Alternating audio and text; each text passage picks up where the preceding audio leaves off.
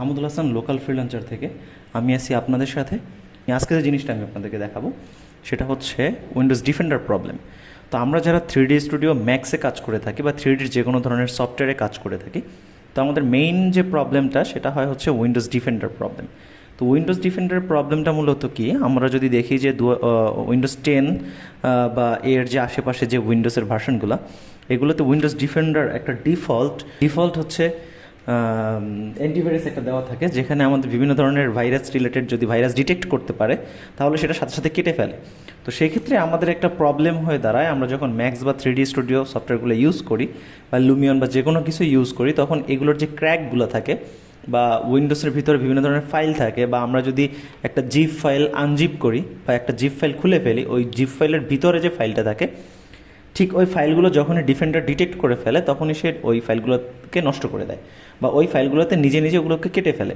তো এই জন্য হয় কি, আমরা এই বিভিন্ন সফটওয়্যারগুলোকে আমরা ক্র্যাক করতে পারি না। যখনই আমরা ক্র্যাক করতে যাই তখনই ফাইলটাকে খেয়ে ফেলে। তো আজকে আমি যে জিনিসটা করব, আমি অনেক ইউটিউবে প্রচুর সার্চ করেছি এবং প্রচুর ডিফেন্ডার প্রবলেম সংক্রান্ত ভিডিও আমি দেখেছি, কিন্তু কোনো ভিডিওতেই আমি ফুলফিল একটা সলিউশন পাইনি। তো আমি ভাবলাম যে যেহেতু আমি এটার একটা ফুলফিল সলিউশন আমি জানি, তো সেক্ষেত্রে কেন আমি আপনাদের সাথে জিনিসটা শেয়ার করতেছি না। তো আজকের ভিডিওটা উইন্ডোজ ডিফেন্ডারের উপরে আমি আপনাদেরকে কমপ্লিটলি একটা সলিউশন দেখাবো, ছোট্ট একটা কাজ করার মাধ্যমে আপনি ফুললি উইন্ডোজ ডিফেন্ডার থেকে মুক্তি পেতে পারেন এবং টোটালি উইন্ডোজ ডিফেন্ডার বন্ধ থাকবে। আপনার যখন আবার প্রয়োজন হবে তখন আপনি উইন্ডোজ ডিফেন্ডারটা চালু করবেন। আমি এখন আপনাদেরকে দেখাবো আমার অলরেডি বর্তমানে হচ্ছে এই যে পিসি যেটা আপনারা স্ক্রিনে দেখতে পাচ্ছেন, এই পিসিতে হচ্ছে এখন বর্তমানে আমার ডিফেন্ডারটা অ্যাক্টিভ আছে। তো অ্যাক্টিভ থাকার কারণে হচ্ছে কি, আমি যেসব ধরনের 3D স্টুডিও সফটওয়্যারগুলো ইউজ করতেছি, এই সফটওয়্যারগুলোর ক্র্যাকগুলো বা যে কোনো ধরনের একটা জিপ ফাইল ওপেন করার সাথে সাথে ওইটার মধ্যে যদি কোনো ধরনের ভাইরাস বা কিছু থাকে, তাহলে সেটা আমাদের উইন্ডোজ ডিফেন্ডারে সাথে সাথে কেটে দিচ্ছে। সেটা যদি আমার কোনো প্রয়োজনীয় ফাইলও হয়, সেটা আমাকে চেক করার কোনো সময় দিচ্ছে না, সাথে সাথে ডিফেন্ডার কেটে ফেলতেছে। তো আমরা এখন বর্তমানে যে জিনিসটা করব সেটা হচ্ছে এই পিসিতে আমরা এখন ডিফেন্ডারটা বন্ধ করে দেখাবো। এটা হচ্ছে টোটালি কমপ্লিট একটা সলিউশন। আপনার ইউটিউবে প্রচুর ভিডিও পাবেন যেগুলোতে কমপ্লিট কোনো সলিউশন নাই। আপনাকে দেখানো হচ্ছে যে ডিফেন্ডার বন্ধ হচ্ছে, কিন্তু আদৌ আপনার ডিফেন্ডারটা ওপেন থাকতেছে। আপনি যখনই ক্র্যাক করতে যাচ্ছেন তখনই ফাইলগুলো ডিফেন্ডার খেয়ে ফেলতেছে বা নষ্ট করে দিচ্ছে। তো সেই ক্ষেত্রে আমরা এখন যে জিনিসটা করব সেটা হচ্ছে আমরা সার্চ অপশনে যাব। সার্চ অপশনে যাওয়ার পর রানে যাব। রানে যাওয়ার পরে আমরা gpedet.msc লিখে সার্চ করব, ওকে দিব। ওকে দেওয়ার পর আমাদের এরকম একটা টুল বক্স চলে আসবে। টুল বক্সটা আসার পরে আমরা এখান থেকে যে জিনিসটা দেখব সেটা হচ্ছে এখানে অ্যাডমিনিস্ট্রেটিভ টেমপ্লেটস একটা ফোল্ডার আছে, এখানে ঢুকবো। এখানে ঢুকার পরে আমরা পাবো হচ্ছে উইন্ডোজ কম্পোনেন্টস। উইন্ডোজ কম্পোনেন্টে যাব। উইন্ডোজ কম্পোনেন্টসে যাওয়ার পর এখানে আমরা খুঁজবো উইন্ডোজ ডিফেন্ডার নামে একটা ফোল্ডার আছে, সেটা খুঁজবো।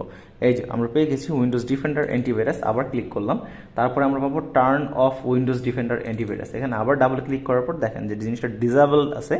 তো আপনার এখানে ডিসেবল থাকতে পারে, এনাবল থাকতে পারে বা নট থাকতে পারে। তো আপনি এটা জাস্ট এনাবল করে দেবেন। এনাবল করে দেওয়ার পর অ্যাপ্লাই, ওকে। টোটালি আমার এখান থেকে উইন্ডোজ ডিফেন্ডার বন্ধ করে দিয়েছি। এখন আমি চলে যাবো হচ্ছে আমার পিসির সেটিংয়ে। পিসির যদি সেটিংয়ে চলে যাই, সেটিংয়ে চলে যাওয়ার পর আমি পাবো হচ্ছে update and security. Update and সিকিউরিটিতে যাওয়ার পর আমি পাবো হচ্ছে উইন্ডোজ সিকিউরিটি, যেটা মূলত হচ্ছে আমার ডিফেন্ডারটা। উইন্ডোজ সিকিউরিটিতে যাওয়ার পরে আমি যে জিনিসটা পাবো সেটা হচ্ছে ভাইরাস অ্যান্ড থ্রেট প্রোটেকশন।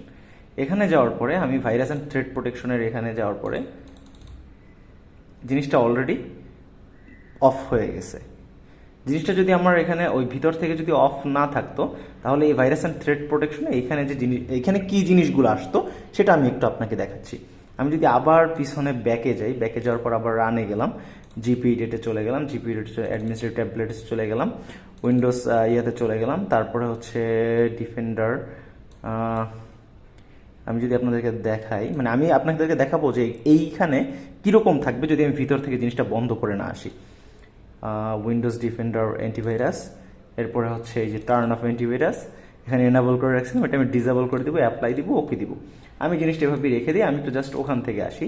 আমি যদি জিনিসটা এখান থেকে এখানে আসি, তাহলে আমি এই যে উইন্ডোজ সিকিউরিটিতে গেলাম, ভাইরাস অ্যান্ড থ্রেট প্রোটেকশন, এই যে রিসেট নাও, এই যে জিনিসটা এরকম আসবে আপনার আপনার ইয়াতে আপনার যখন একটা নতুন করে উইন্ডোজ দিবেন, উইন্ডোজ দেওয়ার পর ঠিক ভাইরাস অ্যান্ড থ্রেড প্রোটেকশনের জিনিসটা এরকম আসবে। তখন আপনি চলে যাবেন এখানে ম্যানেজ সেটিংয়ে। ম্যানেজ সেটিংয়ে যাওয়ার পর এই যে এই জিনিসগুলো রিয়েল টাইম প্রোটেকশন, এই জিনিসগুলো সব বন্ধ করে দিবেন। এইটা বন্ধ করে দিব, এইটা বন্ধ করে দিব, এই জিনিসগুলো সব বন্ধ করে দিব।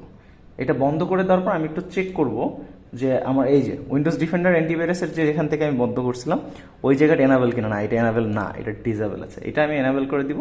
অ্যাপ্লাই, ওকে। এখন হচ্ছে আমার পিসির থেকে এই যে এখানে virus and thread protection totally off. এখন আপনার কোনো ধরনের ফাইল ভাইরাস অ্যান্ড থ্রেড প্রোটেকশনে খাবে না। আর একটা জিনিস হচ্ছে আপনারা হয়তোবা জানবেন, যারা আমরা 3D রিলেটেড বা 3D স্টুডিও রিলেটেড আমরা কাজ করে থাকি, যারা আমরা 3D রিলেটেড কাজ করে থাকি তাদের মূলত যে প্রবলেমটা হয় যে আমরা কোনো ধরনের অ্যান্টিভাইরাস ইউজ করতে পারি না। কারণ অ্যান্টিভাইরাস থাকলে আমাদের সফটওয়্যারগুলোর ভিতরে আমাদের সফটওয়্যারগুলো প্রায়ই আমাদের চেঞ্জ করতে হয়, প্রায় বিভিন্ন সময় আমাদেরকে আপডেট করতে হয় জিনিসগুলোকে। সফটওয়্যারগুলো বিভিন্ন সময় আনইনস্টল করে ইনস্টল করতে হয়। যখনই আমরা আনইনস্টল করতে যাই তখনই দেখা গেছে ওই প্রবলেমগুলো ক্রিয়েট করে, যে প্রবলেমগুলোতে আমাদের সফটওয়্যারগুলো খেয়ে ফেলে। তো আমার ভিডিওটা যদি আপনাদের কাছে এতটুকু পরিমাণ উপকার লেগে থাকে তাহলে আপনি অবশ্যই আমার ভিডিওটিতে একটা লাইক দিবেন, সাবস্ক্রাইব করবেন। নেক্সট ভিডিও কী নিয়ে হতে পারে এ বিষয়ে আপনাদের একটা মতামত চাই, কমেন্ট বক্সে অবশ্যই লিখবেন নেক্সট ভিডিওতে কী হতে পারে। এবং আরেকটা জিনিস হচ্ছে আমি এই চ্যানেলে প্রত্যেকটা সফটওয়্যারের A to Z, যেমন হচ্ছে আমাদের আর্কিটেকচার, ইন্টেরিয়র ডিজাইন এবং সিভিল রিলেটেড যেসব সফটওয়্যারগুলো আছে এই সফটওয়্যারগুলোর A to Z আমি ভিডিওগুলো আপলোড করব। যদি আপনাদের ভিডিওগুলো ভালো লাগে অবশ্যই লাইক দিবেন আর আমার জন্য দোয়া করবেন। আমি মাহমুদুল হাসান, লোকাল ফ্রিল্যান্সার থেকে। আসসালামু আলাইকুম।